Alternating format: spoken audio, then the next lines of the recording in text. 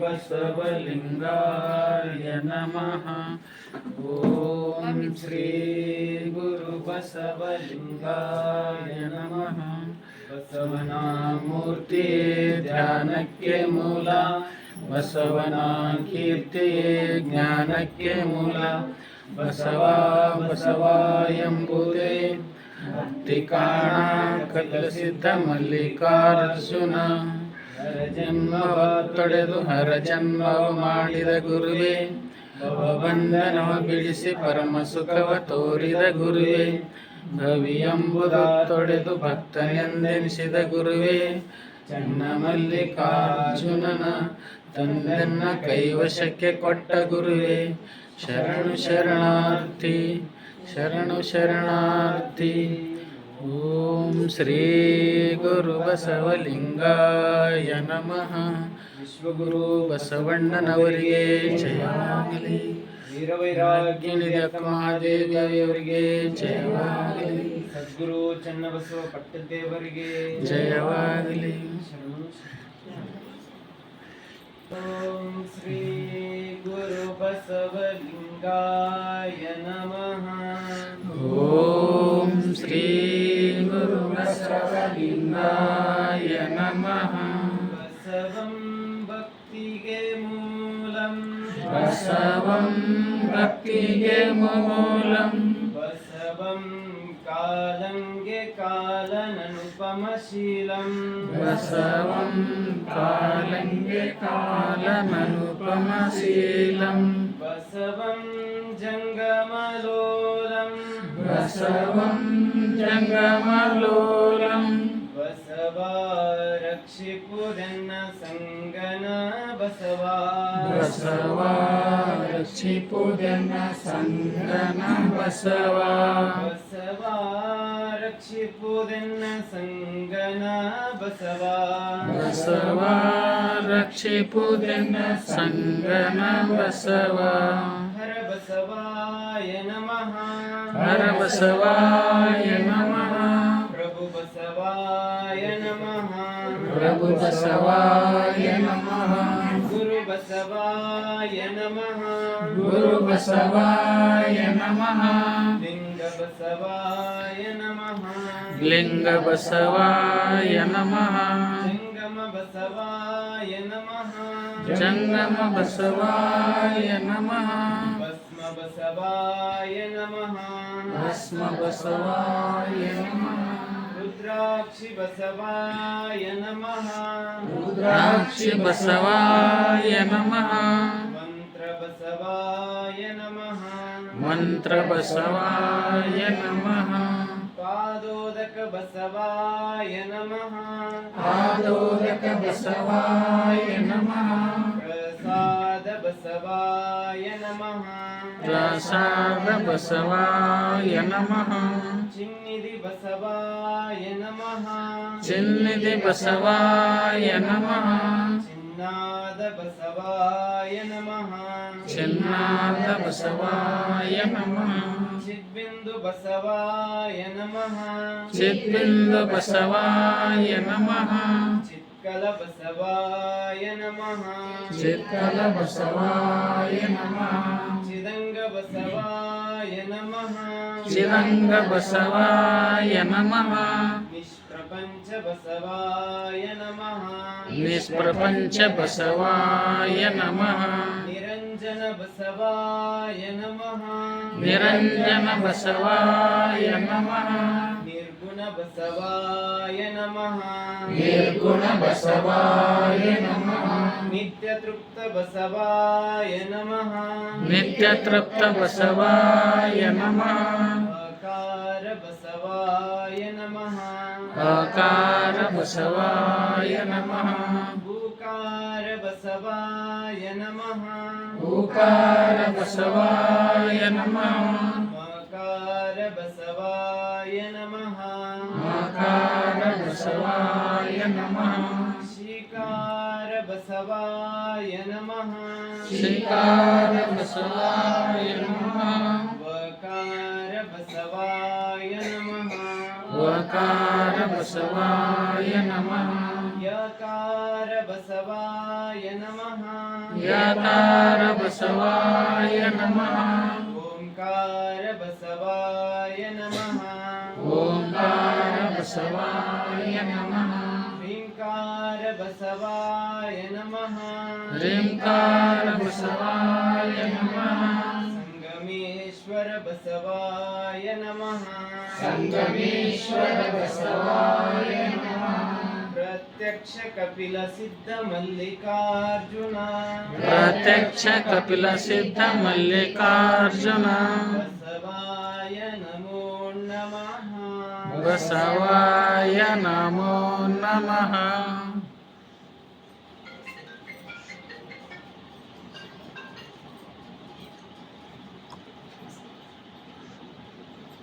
ಶ್ರೀ ಗುರು ಬಸವಲಿಂಗಾಯ ನಮಃ ಶ್ರೀ ಗುರು ಬಸವಲಿಂಗಾಯ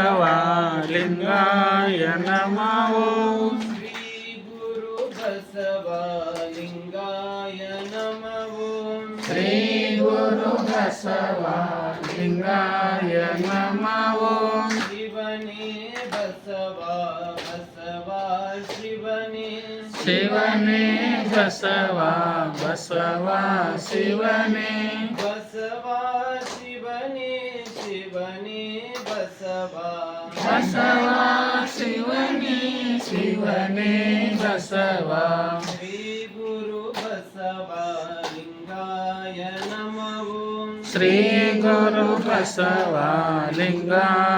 ನಮಃ ಕಲ್ಯಾಣ ಬಸವ ಕಾರುಣ್ಯ ಬಸವ ಕಲ್ಯಾಣ ಬಸವ ಕಾರುಣ್ಯ ಬಸವ ಕಾರುಣ್ಯ ಬಸವ ಕಲ್ಯಾಣ ಬಸವ ಕಾರುಣ್ಯ ಬಸವ ಕಲ್ಯಾಣ ಬಸವ ಶ್ರೀ ಗುರು ಬಸವಲಿಂಗಾಯ ನಮಃ ಶ್ರೀ ಗುರು ಬಸವಲಿಂಗಾಯ ನಮಃ ಧರ್ಮಪಿತಾ ವಿಶ್ವಗುರು ಬಸವಣ್ಣನವರಿಗೆ ಜಯವಾಗಲಿ. ಈಗ ಇಬ್ರು ಸರ್ ಅವರಿಂದ ಒಂದೆರಡು ಶಾಸ್ತ್ರ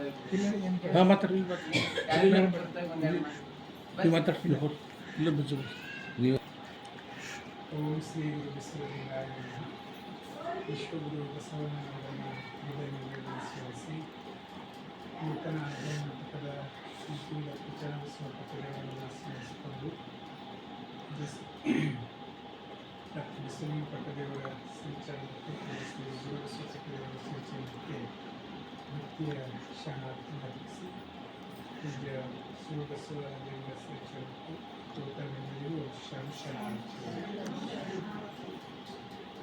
ಪರಮ ಪೂಜ್ಯರ ಒಂದು ಮಾರ್ಗದರ್ಶನದಲ್ಲಿ ಪೂಜ್ಯ ನಮ್ಮ ಶಿವಬಸವ ಸ್ವಾಮಿಗಳವರು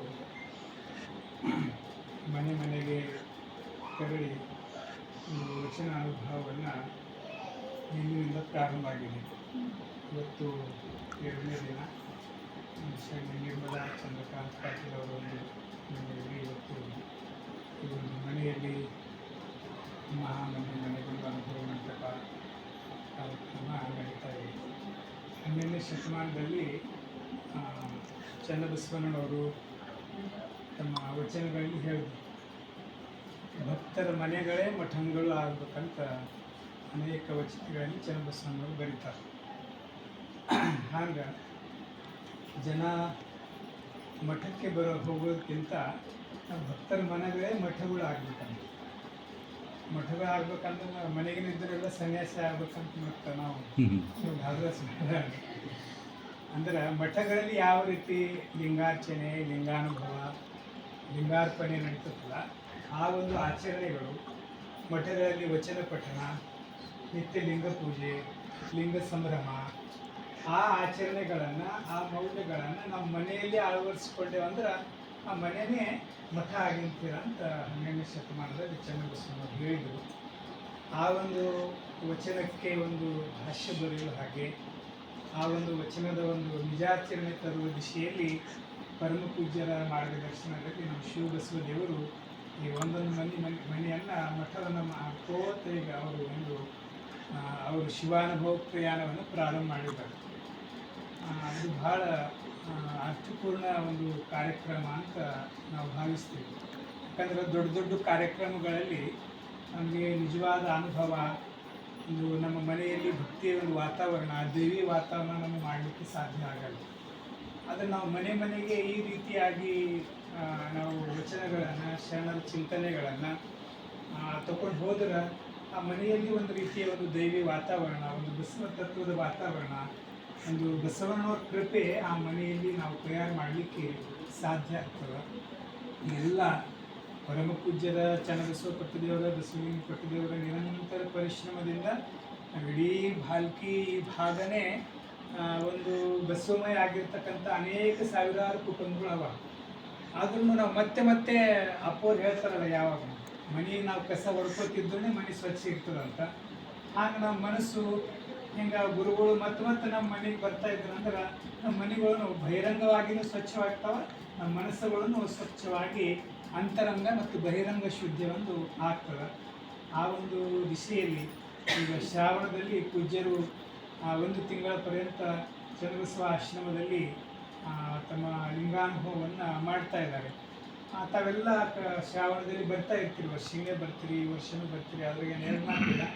ಆದರೆ ಮನೆ ಮನೆಗೆ ಬರುವ ಮೂಲಕ ಯಾರಿಗೆ ಬರಲಿಕ್ಕಾಗಲಿ ಸಾಧ್ಯ ಇಲ್ಲ ಅಂಥವ್ರಿಗೆ ಕೂಡ ಒಂದು ವಚನ ಜ್ಯೋತಿ ತಲುಪಬೇಕು, ಬಸವ ಜ್ಯೋತಿ ತಲುಪಬೇಕಂತ ತಿಳ್ಕೊಂಡು ಈ ಒಂದು ಕಾರ್ಯಕ್ರಮವನ್ನು ಹಮ್ಮಿಕೊಳ್ಳಲಾಗಿದೆ. ನಮ್ಮ ಪೂಜ್ಯ ಶಿವಬಸವ ದೇವರ ಬಗ್ಗೆ ತಮಗೆಲ್ಲರಿಗೂ ಗೊತ್ತಲ್ಲ. ನಮ್ಮ ಇಡೀ ಸಾಧಕರ ಬಳಗದಲ್ಲಿನೇ ಇವರಷ್ಟು ವಚನ ಕಂಠಪಾಠಿದ್ದೇನೋ ಯಾರೇನೂ ಇಲ್ಲ ಸರ್. 1000 ವಚನಗಳು ಅವರು ಕಂಠಪಾಠವಾಗಿ ಹೇಳ್ತಾರೆ. ಅಷ್ಟೊಂದು ಸಾಧನೆ ಅವರು ಮಾಡಿದ್ದಾರೆ. ವಿಶೇಷವಾಗಿ ಇವರು ನಮ್ಮ ಇಲ್ಕಲ ಮಠ ಏನದಲ್ಲ, ಆ ಇಲ್ಕಲ ಮಠದ ಮಹಾಂತ ಅಪ್ಪವರು ಮತ್ತು ನಮ್ಮ ಗುರುಮಹಾಂತ ಅಪ್ಪವರ ಒಂದು ಕಾರುಣ್ಯದಲ್ಲಿ, ಅವರ ಒಂದು ಸಾನ್ನಿಧ್ಯದಲ್ಲಿ ಬೆಳೆದವರು ಸಾಧಕರು. ಹಾಗಾಗಿ ಮತ್ತೆ ನಾವು ಭಾಲ್ಕಿ ಮಠಕ್ಕೆ, ಚನ್ನಬಸವ ನಮ್ಮ ಹಿರೇಮಠಕ್ಕೆ ಕೊಂಡಿಯಾಗಿ ಭಾಳ ಅರ್ಥಪೂರ್ಣವಾಗಿ ಪೂಜ್ಯರು ಈ ಒಂದು ಕಾರ್ಯಕ್ರಮವನ್ನು ಮಾಡ್ತಾ ಇದ್ದಾರೆ. ಮತ್ತು ಅಷ್ಟೇ ಅವರು ಭಾಳ ವಿನಯವಂತರು. ಚನ್ನಬಸವ ಪಟ್ಟದೇವರು ಹೆಂಗೆ ಯಾರು ಬಂದರೂ ಬಾಗಿದ ತಲೆ ಮುಗಿದ ಕೈಯಿಂದ ಎಲ್ಲರಿಗೆ ನಮ್ರವಾಗಿ ಇರ್ತಿಲ್ಲ, ಅದೇ ಒಂದು ಸ್ವಭಾವ, ಅದೇ ಒಂದು ಅವರ ಒಂದು ತಮ್ಮ ತತ್ವವನ್ನು ಅಳವಡಿಸಿಕೊಂಡು ಮನೆಗೆ ಎಷ್ಟೇ ಜನ ಇರಲಿ, 4 ಜನ ಇರಲಿ, 5 ಜನ ಇರಲಿ, 10 ಜನ ಇರಲಿ, ಅವರಿಗೆ ಅನುಭವವನ್ನು ಹೇಳಿ ಮತ್ತು ಯಾವುದು ಬಯಸಲ್ಲ. ಅವ್ರಿಗೆ ಸರ ಬೇಡ ಅಂತಾರೆ, ನೀವು ಚಾ ಬೇಡ, ಸರ ಬೇಡ, ನಾವು ಪ್ರಸಾದ ಬೇಡ, ಏನು ಬೇಡ, ನಾವು ಏನು ಹೇಳ್ತೇವೆ ಅದೆಷ್ಟು ಕೇಳಿ ಸಾಧ್ಯ ಆದಷ್ಟು ಆಚರಣೆಯಲ್ಲಿ ತಂದ್ರೆ ಅಂದ್ರೆ ನಮ್ಗೆ ಭಾಳ ದೊಡ್ಡ ಗೌರವ ಮತ್ತು ಗುರುಗಳಿಗೆ ಗೌರವ ಕೊಟ್ಟಿರ್ತಾರೆ ಅಂತಕ್ಕಂಥ ಅಂಥ ಒಂದು ವಿಶಾಲ ಭಾವನೆ ಪರಮ ಪೂಜ್ಯರು ಅವರು ಅಳವಡಿಸಿಕೊಂಡಿದ್ದಾರೆ. ನಿಜಕ್ಕೂ ಅಂಥ ಪೂಜ್ಯರು ಮನೆಗೆ ಬರ್ತಾ ಇರೋದು ನಮ್ಮೆಲ್ಲರಿಗೆ ಅದೊಂದು ಭಾಗ್ಯ, ಅದೊಂದು ಪುಣ್ಯದ ಕಾರ್ಯ ಪರಮ ಪೂಜ್ಯರು ನಮಗೆ ಕರುಣಿಸಿದ್ದಾರೆ ಅಂತ ಹೇಳಿ ಈಗ ಹೆಚ್ಚಿಗೆ ಸಮಯ ತಗೊಳ್ಳಾರ. ಅಂದರೆ ಇದಕ್ಕೆ ಹೆಚ್ಚಿಗೆ ಏನೂ ಅವಡಂಬರಿಸೋ ಅಗತ್ಯ ಇಲ್ಲ, ಪ್ರಾಸ್ತಾವಿಕ ಇಲ್ಲ, ಏನೂ ಇಲ್ಲ. ಪೂಜೆ ಆಗಬೇಕು, ಗುರುಗಳ ಅನುಭವ ಮತ್ತು ಮಂಗಲ, ಇದು 3 ಕಾರ್ಯಕ್ರಮ ಇಟ್ಕೊಂಡಾರ. ಹಾಗಾಗಿ ಅದು ಪೂಜ್ಯರು ಒಂದು ಆದೇಶ ಮಾಡಿದ್ರು, 2 ನಿಮಿಷ ಮಾತಾಡ್ಬೇಕಂತ ತಿಳ್ಕೊಂಡು ಆ ಒಂದು ದಿಶೆಯಲ್ಲಿ ನಾನು ಪ್ರಾಸ್ತಾವಿಕ ನುಡಿಗಳನ್ನು ಪರಮ ಪೂಜ್ಯರ ಪಾದಕ್ಕೆ ಸಮರ್ಪಿಸಿ ನಾವು ಮಾತನಾಡಿಸ್ತೀವಿ. ಓಂ ಶ್ರೀ ಗುರು ಬಸವಲಿಂಗಾಯ. ಧರ್ಮಗುರು, ವಿಶ್ವಗುರು, ಮಹಾಮಾನವತಾವಾದಿ ಭಕ್ತಿ ಭಂಡಾರಿ ಅಪ್ಪ ಬಸವಣ್ಣವರನ್ನ ಸ್ಮರಿಸುತ್ತಾ, ಕಲ್ಯಾಣ ನಾಡಿನ ನಡೆದಾಡುವ ದೇವರಾದ ಪರಮ ಪೂಜ್ಯ ಮಗ್ಗನಲಿಂಗ ಚಕ್ರವರ್ತಿ ಡಾಕ್ಟರ್ ಚನ್ನಬಸವ ಪಟ್ಟದೇವರ ಹಬ್ಬಗಳನ್ನ ಸ್ಮರಿಸುತ್ತಾ, ಮಾತೃಹೃದಯಗಳು, ಅಕ್ಷರ ಸಂತರು, ಸದ್ಗುರುಗಳಾದ ಪರಮ ಪೂಜ್ಯ ನಾಡೋಜ ಡಾಕ್ಟರ್ ಬಸವಲಿಂಗ ಪಟ್ಟದೇವರ ಹಬ್ಬಗಳ ಶ್ರೀಚರಣಕ್ಕೆ ಅರುಗುತ್ತಾ, ಕ್ರಿಯಾಶೀಲ ಹಬ್ಬಗಳಾದ ಗುರುಬಸವ ಪಟ್ಟದೇವರ ಹಬ್ಬಗಳ ಶ್ರೀಚರಣಕ್ಕೆ ಅರುಗುತ್ತಾ, ಇವತ್ತಿನ ದಿನ ಈ ಸಂಜೆಯ ನಮ್ಮ ಶರಣರಾದ ಚಂದ್ರಕಾಂತ್ ಶರಣ ತಾಯಿಯವರಾದ ನಿರ್ಮಲಾ ಚಂದ್ರಕಾಂತ್ ಪಾಟೀಲ್ ಅವರ ಮನೆಯಲ್ಲಿ ಇವತ್ತು ವಚನ ಜ್ಯೋತಿ ಒಂದು ವಿಶೇಷವಾದಂಥ ಅಪ್ಪವರು ಒಂದು ಇದೊಂದು ನಡೆಸ್ಕೊಂಡು ಹೋಗ್ರಿ, ಇದೊಂದು ಮನೆಗೆ ತಲುಪಿಸ್ರಿ ಅಂತ ಅಪ್ಪವ್ರದೊಂದು ಬಹಳ ದೊಡ್ಡ ಮಹತ್ ಉದ್ದೇಶ. ಅದಕ್ಕಾಗಿ ಇವತ್ತು ಹಮ್ಮಿಕೊಂಡಿರುವಂಥ ಇಲ್ಲಿ ನೆರೆದಿರುವ ಎಲ್ಲ ಶರಣ ತಂದೆ ತಾಯಿಗಳಿಗೂ ತಮ್ಮೆಲ್ಲರಿಗೂ ಭಕ್ತಿಯೇ ಶರಣ. ಕಲ್ಯಾಣದಲ್ಲಿ ಬಸವಣ್ಣವರು ಒಂದು ಭಕ್ತಿಯ ಸಾಗರವನ್ನೇ, ಭಕ್ತಿಯ ಹೊಳೆಯನ್ನೇ ಹರಿಸಿದ್ರು. ಬಸವಣ್ಣವ್ರ ನಿಲುವು ಯಾವ ರೀತಿ ಇತ್ತಂದ್ರೆ, ಎಲ್ಲರೂ ಆನಂದದಿಂದ ಇರಬೇಕು, ಎಲ್ಲರೂ ಸುಖಿ ಜೀವನವನ್ನ ಬದುಕಬೇಕು, ಎಲ್ಲರೂ ನೆಮ್ಮದಿಯಿಂದ ಬದುಕಬೇಕು, ಎಲ್ರಿಗೂ ಏನಂದ್ರೆ ಒಂದು ಸಂತೃಪ್ತಿದಾಯಕ ಬದುಕು ಎಲ್ರದ್ದಾಗಬೇಕು. ಯಾರು ಬಂದಿರ್ತಾರಲ್ಲ ಅಂಥವ್ರಿಗೆಲ್ಲ ಬಸವಣ್ಣವ್ರು ಏನಂತಂದ್ರೆ ಒಂದು ಅಕ್ಷಯ ಪಾತ್ರೆಯಾಗಿ, ಅಕ್ಷಯ ಒಂದು ಸಂಜೀವಿನಿಯಾಗಿ ಇದ್ದಂಥವರೇ ಬಸವಣ್ಣವರು. ಒಂದು ಘಟನೆ ಹೇಳ್ಬೇಕಂದ್ರೆ ಬಸವಣ್ಣವರು ಒಂದು ವಚನದೊಳಗೆ ಹೇಳ್ತಾರೆ, ಇತ್ತ ಬಾರಯ್ಯ ಎಂದು ಭಕ್ತರೆಲ್ಲರೂ ಕೂರ್ತು ಹತ್ತಿರ ಕರೆಯುತ್ತಿರಲು, ಮತ್ತೆ ಕೆಲಕ್ಕೆ ಸಾರದು ಶರಣೆಂದು ಹಸ್ತ ಬಾಯನೇ ಮುಚ್ಚಿ ಕಿರಿದಾಗಿ ಭೃತ್ಯಾಚಾರವನ್ನು ನುಡಿದಡೆ ಎತ್ತಿಕೊಂಬಣಯ್ಯ ಕೂಡಲ ಸಂಗಮ ದೇವ ಪ್ರಮತರ ಮುಂದೆ. ಬಸವಣ್ಣವ್ರದ್ದು ಎಷ್ಟು ಕೆಲಸದ ಒತ್ತಡ ಇರ್ತಿತ್ತಲ್ಲ, ಒಂದಾಗತ್ಲ ಒಂದು ಕಾರ್ಯ, ರಾಜ್ಯಭಾರವನ್ನು ನೋಡ್ಕೊಳ್ಬೇಕು, ಈ ಕಡೆ ಪ್ರಜೆಗಳ ಹಿತರಕ್ಷಣೆ ಅದನ್ನ ಮಾಡ್ಬೇಕು, ಮತ್ತು ಅಷ್ಟೇ ಅಲ್ಲದೆ ಅನುಭವ ಮಂಟಪದಲ್ಲಿ ಭಾಗಿಯಾಗಬೇಕು, ಮತ್ತು ಹೀಗೆ ನಾನಾ ರೀತಿಯಾದಂತಹ ಕಾರ್ಯ ಒಂದಾದ್ಮೇಲೆ ಒಂದು ಘಟನೆ ಏನಾಕೈತಿ ಅಂತಂದ್ರೆ, ಇಲ್ಲೊಂದು ಚಿತ್ರಣ ಏನಂತಂದ್ರೆ, ಬಸವಣ್ಣವರು ಅನುಭವ ಮಂಟಪ ಗೋಷ್ಠಿ ನಡೆದೈತಿ, ಅಲ್ಲಂ ಪ್ರಭುದೇವರು ಎಲ್ಲಾ ಶರಣರು ಕುಂತ್ಕೊಂಡು ಬಸವಣ್ಣವ್ರು ಬರೋದು ಲೇಟ್ ಆಗೈತಿ ಸ್ವಲ್ಪ.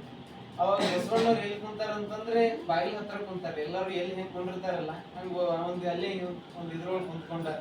ಅವಾಗ ಎಲ್ಲಾ ಶರಣರು ಬಸವಣ್ಣವ್ರು ನೋಡಿ, ಬಸವಣ್ಣವ್ರಿಗೆ ಮುಂದ್ ಬರ್ರಿ ಇತ್ತ ಬಾರಯ್ಯ ಎಂದು ಹತ್ತಿರ ಕರೆಯುತ್ತಿರು, ಮುಂದ್ ಬರ್ರಿ ಬಸವಣ್ಣವ್ರು ಮುಂದ್ ಬರ್ರಿ ಅಂತ ಕರೀತಾರೆ. ಆದ್ರೆ ಬಸವಣ್ಣವ್ರು ಅಷ್ಟೇ ವಿನಯ ಭಾವದಿಂದ ಹಸ್ತ ಬಾಯನೇ ಮುಚ್ಚಿ ವಿನಯ ಭೃತ್ಯಾಚಾರದಿಂದ ಅಂತ ಹೇಳ್ತಾರೆ, ಇಲ್ಲೇ ಇದನ್ನೈತೆ ಅಂತ. ಅಂದ್ರೆ ಬಸವಣ್ಣವರಲ್ಲಿ ನಾನ್ ಕಟ್ಟಿನಿ, ಅನುಭವ ಮಂಟಪ ರೂವಾರಿ ನಾ ಇದ್ದೀನಿ, ಅನುಭವ ಮಂಟಪದ ನಿರ್ಮಾತೃ ನಾನು ಅನ್ನುವಂತಹ ಭಾವ ಇಲ್ಲ. ಎಲ್ಲಾ ಶರಣರದಿಂದ ನಡೆದೈತಿ, ಎಲ್ಲಾ ಶರಣರು ನಡ್ಸ್ಕೊಂಡು ಹೊಂಟಾರ ಅನ್ನುವಂತಹ ಅದೊಂದು ಹುದುಳ ಭಾವ. ಅದಕ್ಕಾಗಿ ಕೊನೆಗೆ ಹೇಳ್ತಾರೆ, ಕಿರಿದಾಗಿ ಭೃತ್ಯಾಚಾರ ನೋಡಿದ್ರೆ ಕೈ ಮುಗಿದು ಬಾಗಿದತ್ತಲ್ಲೇ ಮುಗಿದ ಕೈಯಾಗಿ ಆ ಭಾವದಿಂದ ನಾ ಇದ್ದಂದ್ರೆ ಕೂಡಲ ಸಂಘ ಎತ್ಕೊಂತಾನ ಪ್ರಮತರ ಮುಂದೆ ಎತ್ತಿಕೊಂಬಣಯ್ಯ ಕೂಡಲ ಸಂಗಮ ದೇವ ಅಂತ ಹೇಳ್ತಾರೆ. ನಮ್ಮನ್ನ ಎತ್ಕೊಂಡು ಮುದ್ದಾಡ್ತಾನ ಕೂಡಲ ಸಂಗಯ್ಯ ಅಂತ ಹೇಳ್ತಾರೆ. ಮತ್ತ ಅಷ್ಟೇ ಅಲ್ಲ, ಬಸವಣ್ಣವರು ಒಂದು ಹೆಜ್ಜೆ ಮುಂದಿಟ್ಟು ಹೇಳ್ತಾರೆ, ತಮಗೆಲ್ಲ ನೊಸಲ ಕಣ್ಣವರು, ತಮಗೆಲ್ಲ ನಂದಿ ವಾಹನರು, ತಮಗೆಲ್ಲ ಖಡ್ವಾಂಗ ಕಪಾಲ ತ್ರಿಶೂಲದರು, ದೇವರಾರು ಭಕ್ತರಾರು ಕೂಡಲ ಸಂಗಮ ದೇವ ಎನ್ನ ಬಚ್ಚ ಬರಿಯ ಬಸವನೆಂದೆನಿಸಯ್ಯ. ಈ ವಚನದೊಳಗೆ ಎಷ್ಟು ಅದ್ಭುತವಾಗಿ ಹೇಳ್ತಾರಂದ್ರೆ, ಒಂದು ಹೆಜ್ಜೆ ಮುಂದಿಟ್ಟು ನನ್ಗೆ ಯಾವ ಪದವಿ ಬಿರುದು ಬೇಡಪ್ಪ ಅಂತ ಹೇಳ್ತಾರೆ. ನಿಮ್ಮ ಶರಣರು ಸ್ವತಂತ್ರ ಅದಾರು, ಅವ್ರಂಗ ನನ್ನ ಏನಿರಿಸು ಬಚ್ಚ ಬರಿಯ ಬಸವನನ್ನಾಗಿರಿಸು ಅಂತ ಹೇಳ್ತಾರೆ. ಯಾವುದೇ ಬಿರುದು ಪದವಿ ಒಂದು ಉನ್ನತ ಹುದ್ದೆ ಇವು ಯಾವ ಬೇಡ ಅಂತ ಹೇಳ್ತಾರೆ. ಏನಂದ್ರೆ ಸದ್ಭಕ್ತರ ಪಾದವನ್ನು ಅರಿದಿಪ್ಪ ಮಹಾಪದವಿಯ ಕರುಣಿಸಯ್ಯ ಅಂತ ಹೇಳ್ತಾರೆ. ವಿಷ್ಣು ಪದವಿನೂ ಬೇಡ, ಬ್ರಹ್ಮ ಪದವಿನೂ ಬೇಡ, ರುದ್ರ ಪದವಿನೂ ಬೇಡ, ನಿಮ್ಮ ಸದ್ಭಕ್ತರ ಪಾದವನ್ನು ಅರಿತು ಬದುಕುವಂತಹ ಮಹಾಪದವಿ ಬಸವಣ್ಣ ಯಾರು ಬೇಡ್ತಾರೆ. ಪ್ರಧಾನ ಮಂತ್ರಿಯಾಗಿ ಬಸವಣ್ಣವ್ರು ಇಷ್ಟು ವಿನಯ ಭಾವ, ನಮ್ರತೆ ಭಾವ, ಅದಕ್ಕಾಗಿ ವಿನಯ ಗುಣ ಸಂಪನ್ನರು ಬಸವಣ್ಣವರು. ಮತ್ತು ಅಷ್ಟೇ ಎಷ್ಟಂದ್ರೆ ಅಷ್ಟೇ ಅವರು ಮಾತೃ ಹೃದಯ, ಎಲ್ಲರೂ ನನ್ನವರಪ್ಪ ಅನ್ನುವಂತಹ ಭಾವ. ಮತ್ತು ಬಸವಣ್ಣವ್ರದ್ದು ಒಂದೊಂದು ಘಟನೆ ನೋಡ್ತಾ ಹೋದ್ರೆ ಎಷ್ಟು ಅದ್ಭುತ ಜೀವನ. ಮತ್ತು ಎಲ್ಲಾ ಶರಣರಿಗೆ ಆ ರೀತಿ ಬದುಕುದನ್ನ ಕಲಿಸಿಕೊಟ್ರು. ಜೇಡ್ರ ದಾಸಿಮಯ್ಯನವರು ತಮ್ಮ ವಚನದೊಳಗೆ ಹೇಳ್ತಾರೆ, ದೇವರೇ ಪ್ರತ್ಯಕ್ಷವಾಗಿ ನಿನಗೆ ಆಣೆಯನ್ನ ಕೊಡ್ತೀನಪ್ಪ ಅಂತಂದ್ರು ಕೆರೆಯನಿತ್ತರೆ ವಲ್ಲೆ ಅಂತಂದ್ರು, ನಿನಗೂ ಸಿರಿ ಸಂಪತ್ತು ಕೊಡ್ತೀನಿ ಅಂತಂದ್ರು ಅದು ಒಲ್ಲೆ ಅಂತಂದ್ರು, ಹಿರಿದಪ್ಪ ರಾಜ್ಯ ಒಂದ್ ದೊಡ್ಡ ರಾಜ್ಯ ಕೊಡ್ತೀನಿ ಅಂತಂದ್ರು ಅದು ಬೇಡ ಅಂತಂದ್ರು. ಏನ್ ಬೇಕು ಕೊನೆಗೆ ಕೇಳಿದಾಗ, ನಿಮ್ಮ ಶರಣರ ಸುಳ್ಳು ನುಡಿಯ ಒಂದರಗಳಿಗೆ ಇತ್ತಡೆ ನಿಮ್ಮನ್ನೇ ಇದ್ದೆ ಕಾಣಾರಾಮ ಅಂತ. ನಿಮ್ಮ ಶರಣರ ನುಡಿಗಳು ಕಿವಿಗೆ ಬಿದ್ರೆ ಐತಲ್ಲ, ನೀನೇ ಇದ್ದಂಗಪ್ಪ ಸಾಕ್ಷಾತ್ ಪರಮಾತ್ಮ.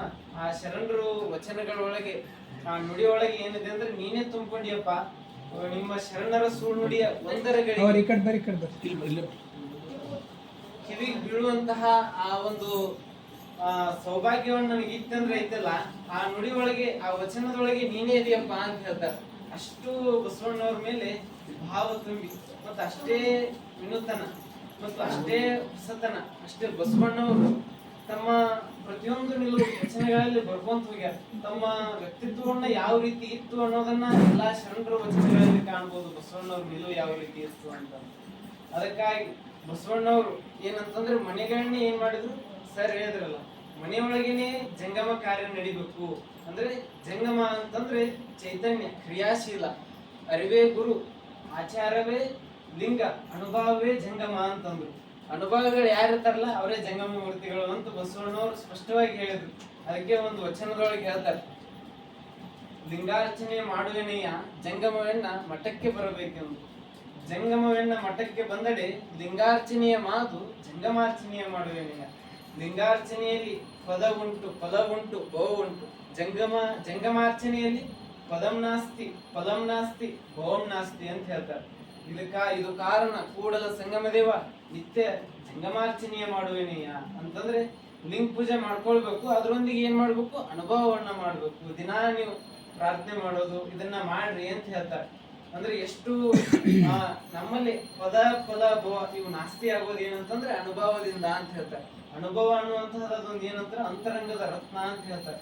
ಅದಕ್ಕಾಗಿ ಅನುಭವ ಅನ್ನುವಂಥದ್ದು ಅದು ಸಾಮಾನ್ಯ ಅಲ್ಲ. ಅದನ್ನ ದಿನಾ ನೀವು ಅಷ್ಟೇ ಒಂದ್ 4-5 ಜನ ಕುಂತು ಒಂದು ಒಳ್ಳೆಯ ವಿಚಾರ ಒಂದು ವಚನ ಇಟ್ಕೊಂಡು ಚಿಂತನೆ ಮಾಡೋದು. ಮನಸ್ಸಿನ ನೆಮ್ಮದಿ ಎಲ್ಲ ನಮ್ಮ ಮನಸ್ಸಿನಲ್ಲಿರುವಂತಹ ದ್ವಂದ್ವ ಭಾವ ದುಗುಡ ಅವೆಲ್ಲ ಕಳೆದು ಮನಸ್ಸು ಏನಾಕೈತಿ ಅಂದ್ರೆ ಸ್ವಚ್ಛ ಆಕೈತಿ, ನಿರ್ಮಲ ಆಕೈತಿ ಅಂತ ಹೇಳ್ತಾರೆ. ಅದಕ್ಕೆ ಮತ್ ಮುಂದೆ ಏನ್ ಹೇಳ್ತಾರ ಅಂತಂದ್ರೆ ಒಂದು ಮಾತೊಳಗೆ ಹೇಳ್ತಾರೆ, ಅನಂತ ಕಾಲ ತರುಗಿರಿಗಳ ಹೊಕ್ಕು ತಪೋ ಮಾಡುವುದರಿಂದ ಒಂದು ದಿನ ಲಿಂಗ ಪೂಜೆ ಸಾಲದೆ. ಅಂದ್ರೆ ನಮ್ದು ಜೀವನ ಶೈಲಿ ಹೆಂಗಿರ್ಬೇಕು ಅಂತ ಬಸವಣ್ಣವ್ರು ಹೇಳ್ತಾರೆ. ಅನಂತ ಕಾಲ ತಪೋ ಮಾಡುವುದರಿಂದ ನಾವು ಎಲ್ಲಾ ಮನೆ ಬಿಟ್ಟು ಎಲ್ಲಾ ಸಂಸಾರವನ್ನ ತ್ಯಾಗ ಮಾಡಿ ಇದಕ್ಕೆ ಹೋಗೋದಲ್ಲ, ಬೆಟ್ಟ ಹತ್ತಿ ಗಡ್ಡ ಬಿಟ್ಟು ತಪಸ್ ಮಾಡೋದಲ್ಲ.